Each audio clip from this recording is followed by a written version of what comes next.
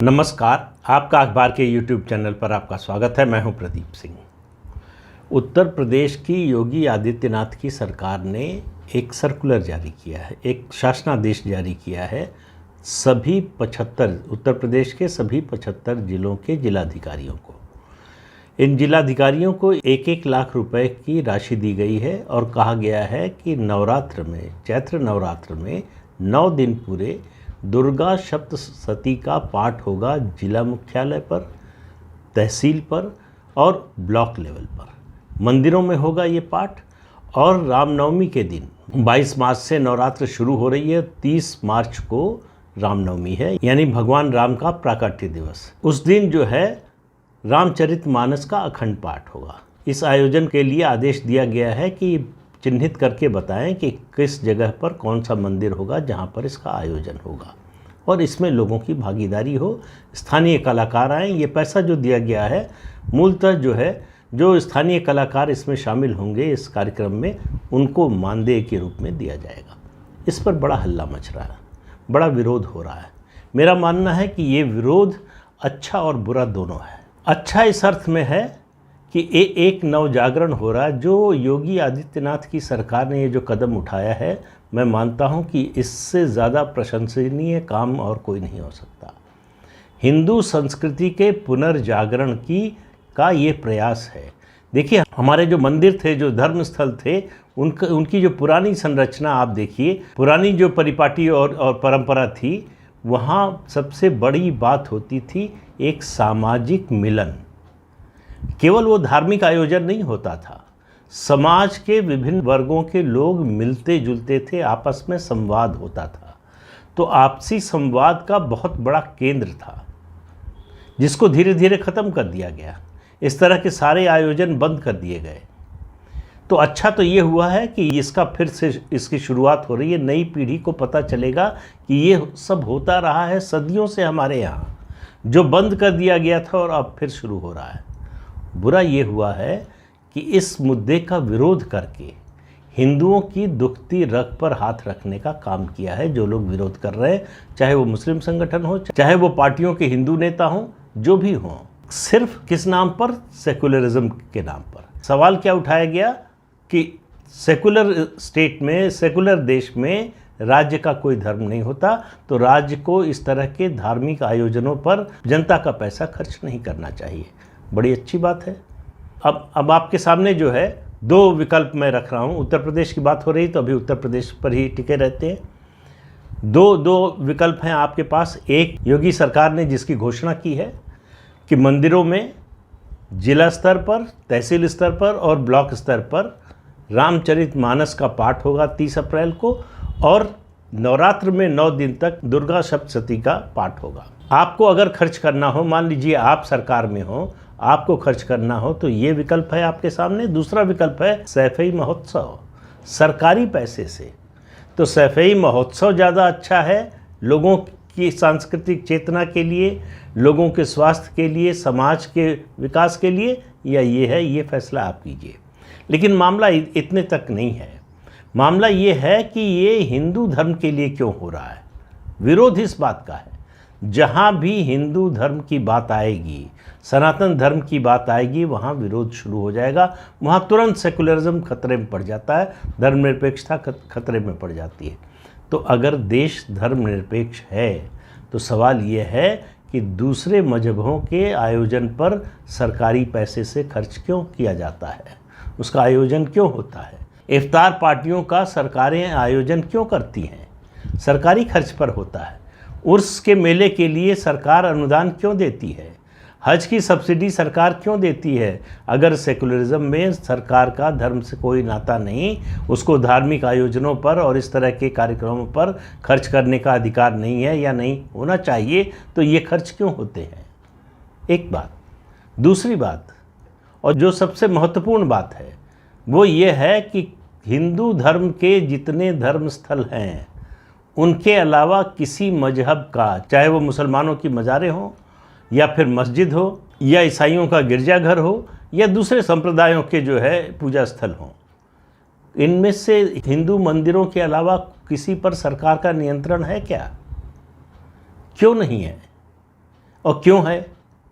मतलब हिंदू धर्मस्थलों पर क्यों नियंत्रण है? किसी सेकुलर स्टेट में सरकार को धार्मिक स्थान चलाने का क्या अधिकार है? क्यों हिंदू मंदिर और धर्मस्थल जो है हिंदू संस्थाएं नहीं चला सकती, लेकिन मुस्लिम संस्थाएं अपने धार्मिक स्थल चला सकती हैं? ईसाई संस्थाएं जो है अपने धार्मिक मामलों का जो है प्रबंधन कर सकती हैं। केवल हिंदुओं के साथ ये भेदभाव क्यों? अगर सरकार सेकुलर है तो सबके लिए समान होना चाहिए। या तो सरकार सभी धर्मस्थलों को, सभी मजहब पंथ के जो स्थल हैं, पूजा स्थल हैं, उनका अधिग्रहण कर ले या सबको मुक्त कर दे। तो ये जो भेदभाव है ये लंबे समय से हिंदुओं के मन पर एक घाव की तरह है कि ये हमारे साथ ही ये भेदभाव क्यों होता है। एक बात और आप देखिए कि मामला इतना नहीं है, हिंदू मंदिरों से जो पैसा मिलता है, जो सरकारी नियंत्रण में है, उनसे जो पैसा मिलता है वो सरकार उन मंदिरों पर कम खर्च करती है, दूसरे मदों में ज़्यादा खर्च करती है। सवाल ये है कि हिंदू मंदिरों से लिया जाने वाला पैसा सरकार हिंदू संस्थाओं को लौटा दे। कोई सरकार से अनुदान मांगने नहीं जाएगा, सरकार को कोई अनुदान देने की ज़रूरत नहीं पड़ेगी। जितना सरकार लेती है हिंदू मंदिरों से उसका दशांश भी नहीं खर्च करती हिंदू मंदिरों पर। और कई राज्यों में तो ऐसा है कि इस पैसे का इस्तेमाल जो हिंदू मंदिरों से लिया जाता है उसका इस्तेमाल दूसरे जो मजहब हैं उनके पूजा स्थलों के मरम्मत या उनके रख रखाव या इस तरह प्रबंधन के लिए खर्च किया जाता है। ये बात एक तरफा नहीं चल सकती है।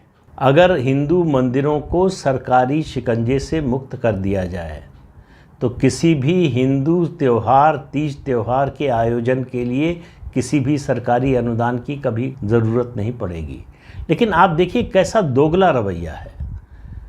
उत्तर प्रदेश सरकार ने ये जब इसकी घोषणा की तो इसकी आलोचना इसलिए हो रही है कि सरकार क्यों कर रही है। यही लोग ये इस बात को नहीं पूछते कि सरकार उसके लिए पैसा क्यों देती है। और हिंदुओं में भी दुर्गा पूजा के लिए पश्चिम बंगाल में दुर्गा पूजा पंडालों के लिए और आयोजन के लिए पैसा जो है राज्य सरकार देती है तो सेकुलरिज्म खतरे में नहीं पड़ता। क्यों? क्योंकि वहाँ बीजेपी की सरकार नहीं है। तो समस्या दो चीज़ों से है, हिंदुओं से है, और अगर हिंदू और भाजपा दोनों एक साथ हों तो फिर तो बर्दाश्त के बाहर है। तो हर ऐसे कदम का विरोध करना है जो भाजपा हिंदू धर्म के लिए, सनातन धर्म के लिए करती हुई दिखे। ये आयोजन जिसका फैसला योगी सरकार ने किया है, इसको धर्म की बजाय संस्कृति के नज़र से देखेंगे तो आपको ज़्यादा समझ में आएगा। लेकिन आप उस नज़र से देखना चाहेंगे तब तो आपकी नज़र तो पहले ही खराब है।